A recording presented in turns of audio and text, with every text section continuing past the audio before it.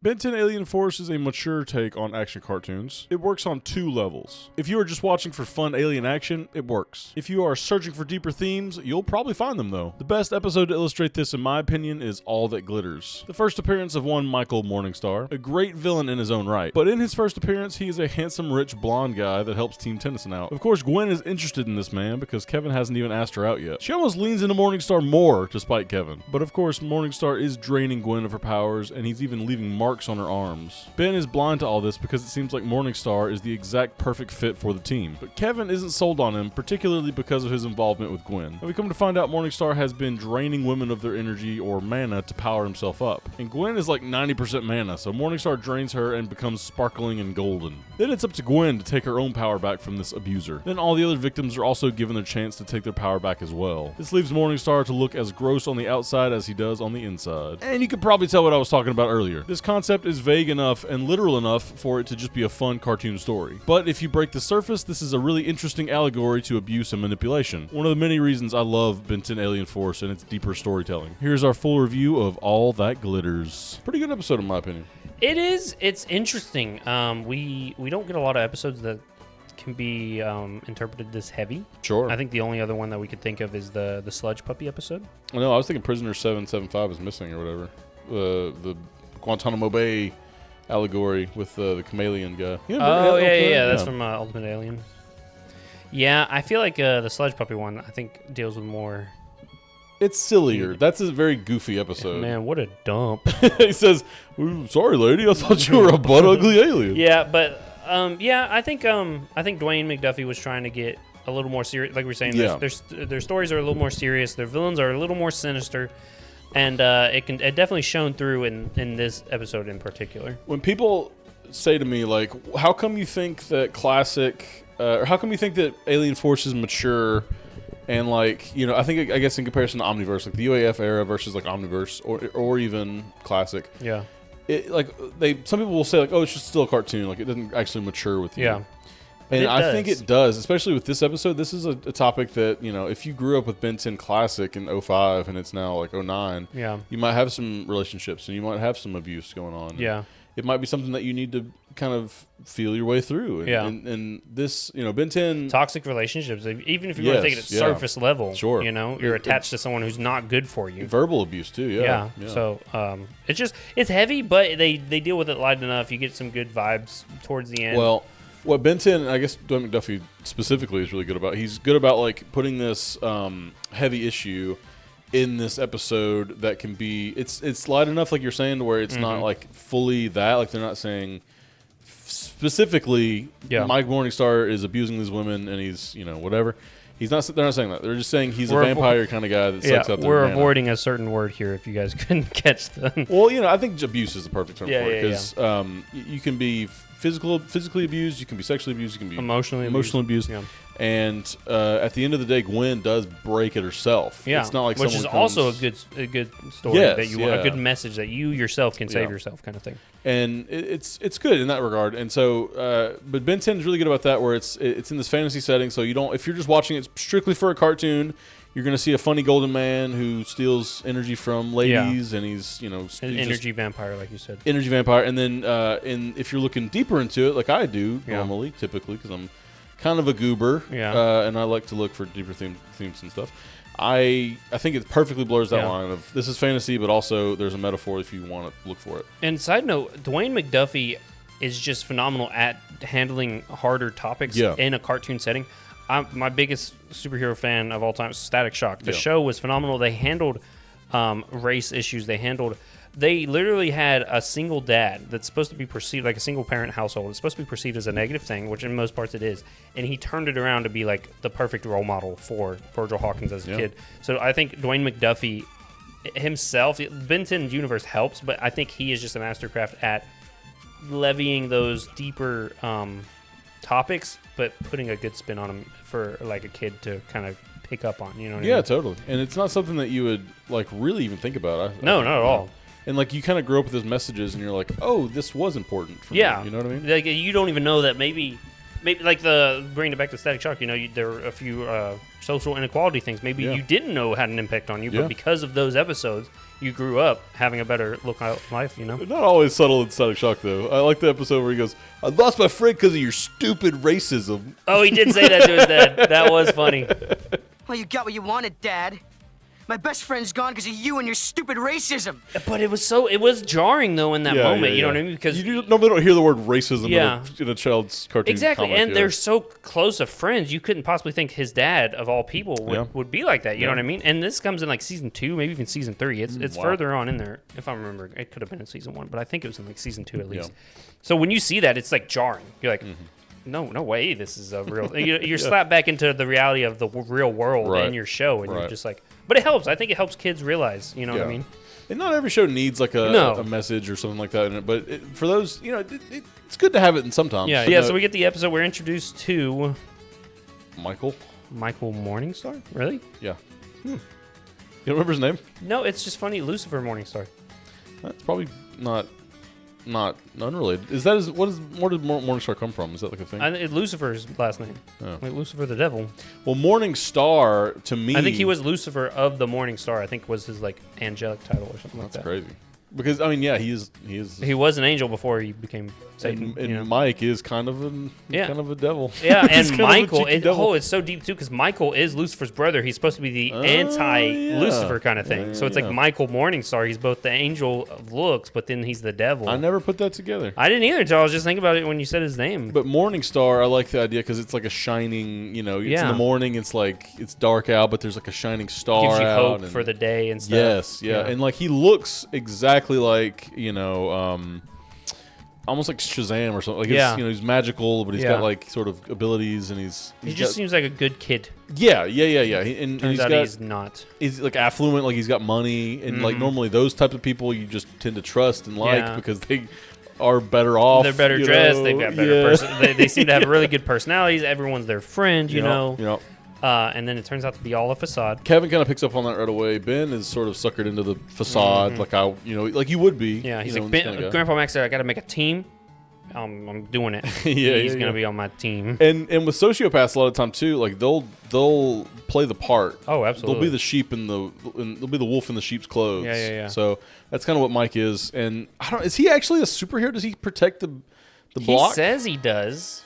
And he probably does, but at the same time, it's more of a personal gain, He's like, oh, if I save that girl, that's another juicy meal. Suck on her arm. And it's crazy to me, like he knows exactly what he's doing, and he knows the types of girls to go after to like people won't raise any suspicions because they just like this popular, attractive, rich boy. Yeah. And so it's like when they go crazy for him, it's like it makes sense. Like people, he's got stalkers. Like that's a crazy stalker probably.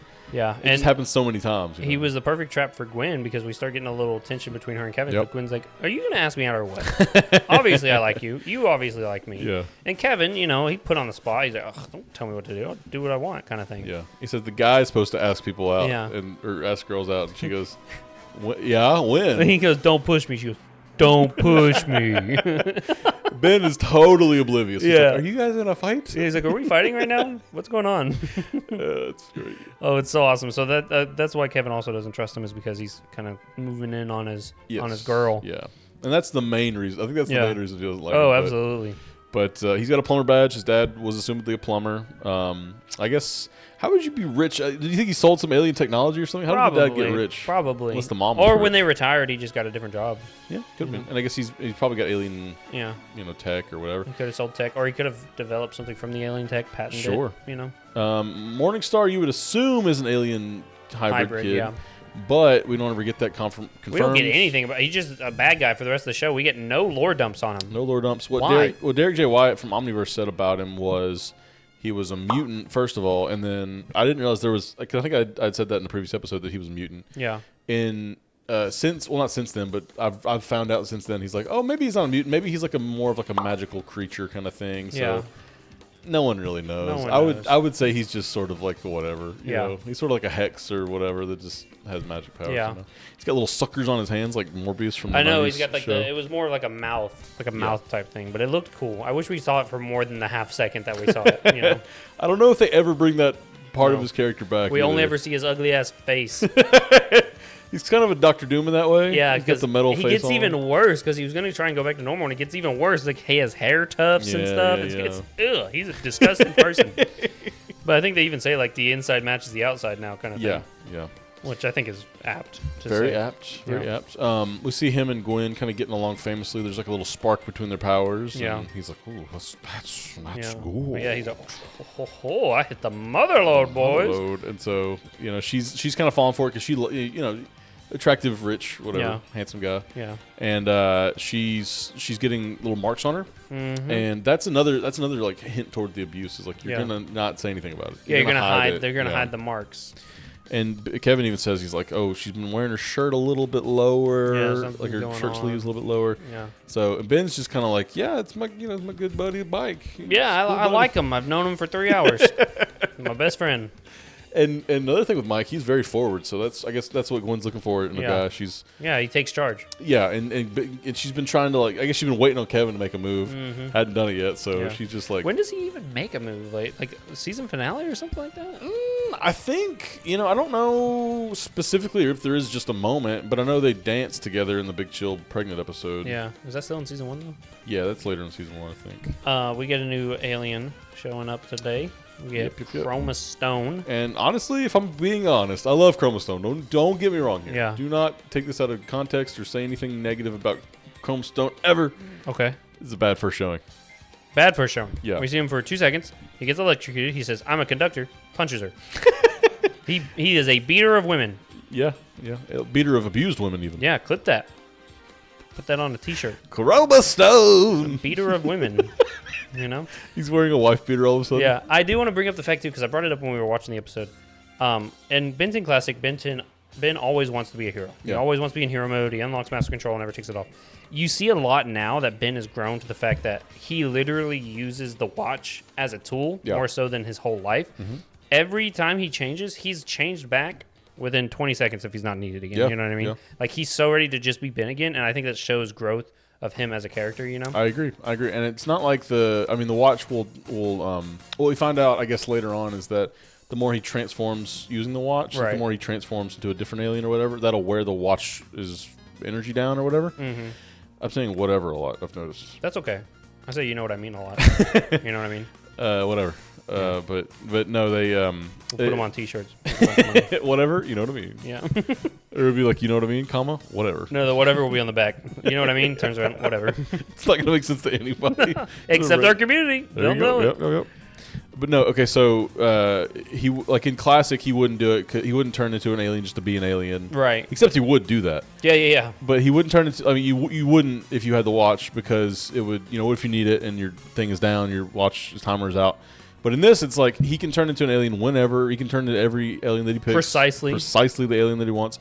But he just doesn't because he's Ben. Like, he likes being Ben. And it's he's cool with being more Ben. important. Yeah. It's easier to fit himself in Kevin's car. Kevin probably saw Goop one time and said, no, absolutely not. There's one episode not on this upholstery. Where Goop gets all over the car and he keeps wiping him off.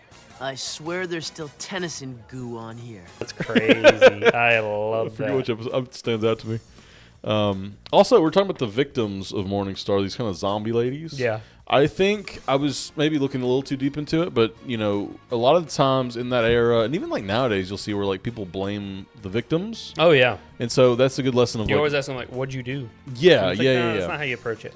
How did this happen is probably a better way of wording. Because I think a lot of people don't mean to say it like that. Sure. They're just more like, what happened? You know what I mean? Yeah.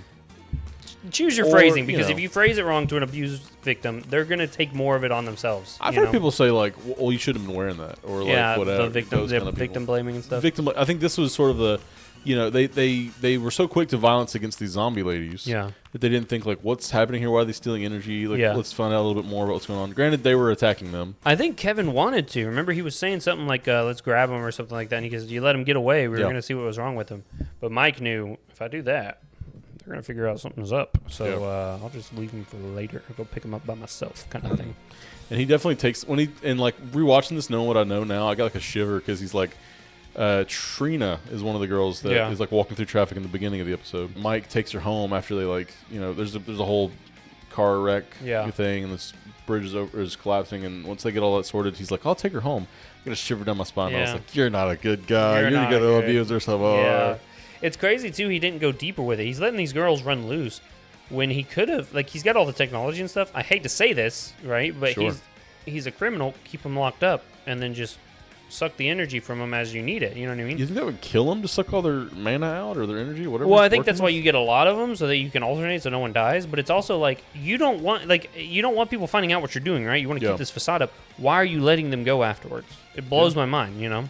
I think it's just because like no one would believe them, or it's they in a lot of times. But someone eventually will. You know what I mean? You don't stay hidden for that long if you've got your victims running around. Well, Trina was trying to escape, and then he like got to her before she could say anything. Yeah. So that's but the other girls were just trying to go to the power station for some reason. Yeah, I guess they were like maybe he did something to them to where they can absorb power through their hands or something because they're like getting electrocuted. Yeah, they're trying to get like energy or something their body's needing or whatever. Yeah, it's maybe better unexplained. I think. Yeah, I think so. It doesn't really need it, but yeah. But yeah, it's weird that like once he does it to them, they like get addicted to it. It's sort of a drug parallel. Yeah, almost. like maybe because you know some bugs and some animals will when they're like biting you or something, they'll put in like a euphoric feeling. Yeah, like a euphoric feeling or something, so that they can stay on you longer, kind of. Except for mosquitoes, I don't understand. Like sometimes, malaria aside, if I see a mosquito like on my arm or something, I'm like, "You're so tiny, you can have a little bit of my blood." You gotta be so painful about it, you know what I mean? Get out of here. Now you don't get it. You let the mosquito suck your blood just for a second, you know they're hungry. You're like, if anything, just to suck me, you know? No, I mean, it's genuinely like, oh, you need a little bit, buddy. Here you go, and then it hurts. I'm like, bitch, I'm trying to be nice to you. Yeah. You don't think the same? No, I typically when something wants my blood, I want to kill it. You know what I mean? Okay. That's just call me old fashioned. Valid, valid. But I'm just like, what's the drop of blood gonna hurt? You know what I mean? He takes more than a drop, he's exploding. First of all, you know. I love those videos where it's like a mosquito overgorging itself and just getting so fat. Dude, it's big. gross. But no, like a lot of things will do that though, so that their food or whatever it doesn't fight back or anything. So it very well could be that kind of he infuses them with something that makes them want him. And that enforces the metaphor because like a lot of times these people who are in abusive relationships won't want to leave because there's like a Dave Chappelle thing where he talks about this pimp. And I don't know if I should get into it too much, but he's talking about this pimp that's like beating his ladies. Okay. And he would be the same one to beat them, but then he would treat them so good afterwards. Yeah. He would like run them a bath and make them feel special. Yeah. You would forget that that's the same guy that beats you. You know what I mean? And that's and it goes back to the vampire thing too. Just the way he looks, if you take it at a cartoon level. Vampires have familiars. Yeah. Where you can like enthrall your slaves. You'll feed off of them, but hypnotize them. Yeah, and they're like, "I'll follow you anywhere," kind of thing. I love a good saving people from a perilous situation scene. We get Humongousaur, Kevin. Growing again. Yeah, he's growing. I mean, every appearance he's been in so far, he's grown, which is he uses powers, man. Yeah, we'll take that as long as we can get it because we know it disappears soon. Soon, like even like I'm pretty sure in Alien Force they quit doing it because he's just a big dino guy. It cracks me up because that's what JoJo's creator. They're like, "Oh, why'd you do this or this?" He goes, "Oh, I forgot. I forgot that does that. I forgot, so the characters must have forgot." Yeah, and it's the same. I feel like with Humongousaur, the creator's like, "Oh, he does grow, doesn't he?" They never mention it. Just mention it once. Be like, "Oh, I stopped being able to do that." Yeah, I only had two times I could do that ever, and I used them up. Or they cut budget, so we just decided not to make him grow. Or just I mean, I'm sure that's anything, dude. You know, he's fighting Agrigor. Make him grow big then. Yeah. No. Yeah. No. He does beat that ass with Agrigor, though. Well, he beats his ass at first. And then it looks like he is, and Agrigor's like, all that for a drop of blood. Yeah. Agrigor versus Thanos is winning. MCU Thanos. Well, Agrigor could absorb his powers, right? That's true. But what has Thanos got without the stones? Just I will durability? say, Vilgax has the gauntlet with all the powers and stuff, like all the different powers. Yeah. And Ben beats him. Ben never beats Agrigor. That's what I'm saying. Agrigor is a goated guy, dude. Yeah, I love him. No, I like that scene where they saving people though, because and it struck me as odd a little bit because Ben he says Gwen, like he gets Gwen to go into action. Yeah. Before he does anything, and it's like you've got the Omnitrix. You can turn to Big Chill and make a little ice slide if you wanted to. You know what I mean? I think it's again to show off that Gwen doesn't cue Gwen to be a badass. You know what I mean? Because Gwen, she's matured. She's got a lot more prominent as like a trio of like kind of leading roles. Back before in the Benson class, Ben's in the front. You got Grandpa Max and Gwen, and Benson and Alien Force. They're all side by side. You know That's what true. I mean? So I think they're really saying like, look, Gwen can do this too. It made me think of like My Hero, where it was like she's on the support role. Yeah. You know what I mean? Like he's in the action role. He's stopping the bridge from exploding, but then she's on the support role, saving the people. And Kevin like jumps down and gets the the truck driver that originally. Yeah, the only unbelievable part is after all that, Humongous Sword lets the bridge fall down, and then the rocks put the fire out on the truck. Yeah. What? That's not how that works. I don't know about that one. Nah, Chief, that ain't it. They're just like, well, just go ahead. I don't think that man ever went to firefighter school. No, I wish we got more scenes like that. I know we get some of that stuff, but it's never like I would like once an episode we're saving people from a burning building or like a. It's nice when like even in Young Justice there's that scene where Superboy and Superman save that bus on the San Francisco bridge in like the first season, and it's the same kind of thing, but it's just same bus like the whole time. Remember? Dude, that blew my mind in the last season. They just show this bus going everywhere. I was like, what is happening here? I feel like that was something they did just to like not have it pay off, and then eventually like, well, we have the same people in the same bus. We saved animation by putting the same people in the same bus every time. Why don't we just have like a little thing about it? Yeah, that's funny. I liked it. I thought it was really cool. But it is nice just to see superheroes save people. Yeah. Not just fight the bad guy. For sure. That's what superheroes do. They save people. And I think we're missing that a lot in modern Marvel movies. Like you never really see people saving them. And even Friendly Neighborhood Spider-Man, we get that at the beginning. He's like doing little things, but then it's all big scale, grand scale again. It's like, come on. That's why I'm hoping Daredevil's a little different. It might be. It could be. It depends on how they want to go with it, I guess. Yeah. When you got like 15, 16 episodes, there's plenty of time for that kind of stuff.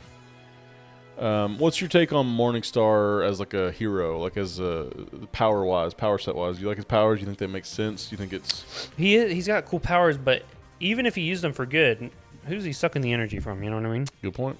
The D and aliens in the one War of the Worlds Part 2 or whatever. Oh, yeah, that is true. How come they don't put this guy in jail? They don't just... Does he escape? They literally just left him. Yeah. Dog, call the plumbers. Take him to space and put him in jail. Put one between the eyes. Yeah, you know Mr. Electric, have him go to the principal's office and have him expelled. Take him to the penis exploder and have his penis exploded. He's like, you ruined my dream journal. I did not. Oh, man. That's a good movie. No, I like his powers. That's not a good movie. That is a terrible movie. To a 4-year-old, it's a great movie, though. Oh, I loved it. Dude, at the end, when he just had every power, he's like, I'll unfreeze the oceans. Yeah. And I was just like, oh, brother, give me that. No, not this one, boys. He's threatened. It literally felt like when you're like playing with your friends and stuff. 100%. Like, I'll do this, boom, and you're like, okay, cool. That's exactly how it felt. You know, I was like, I feel like a toddler wrote that. Yeah, I was like, who produced this? What is happening? Robert Rodriguez got into a point in time when he was doing that in Spy Kids where he was like, I just want something that like feels like a kid made it, I think. Like, yeah, and you know, it worked. Yeah, the audience was purely for 5 to 8 year olds, and it rocked as a 5-year 8-year-old. You know what I mean? Didn't age well, but man, I loved it when it was there. It looks very bad. Like Spy Kids 3 is like one of the worst looking movies of all time. Spy Kids 2, the guy puts his sunglasses on and says, bad dude. Yeah. Classic film series. Nostalgia.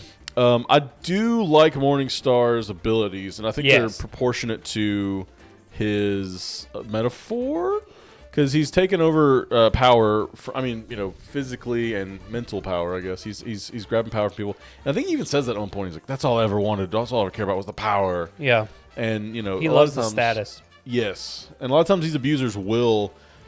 Get off on the fact that like they'll beat somebody just because they can or something like that. Like it's more like the power over this person is what they like. You know what I mean? So it's cool that we get Gwen just like taking it back too, because we see that a little bit. He says when they're fighting, fighting the zombie girls in the power plant or whatever. He's like, "Oh, let my magic flow into you." So we see it's a double-sided coin with Gwen because she's got the mana powers and stuff. Yeah.